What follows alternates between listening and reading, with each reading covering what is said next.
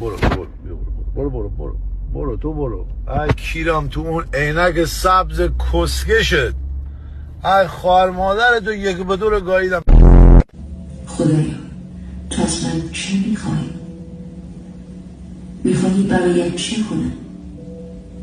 چه چیز خوشحالت میکند؟ کس میخوایی ای خدا؟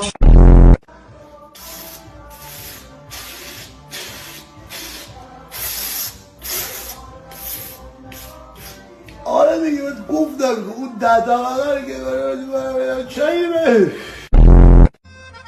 این یکی رو تو رو خدا فاکتور بگیریم ردش کنیم بره بابا. کیر خط کسکش. با خودم بودم بی تربیت. نه قدیر نه من نه عموی من هیچ کدوم بدنای مون نداره. خارکوسا کونی باشن شیر مردا.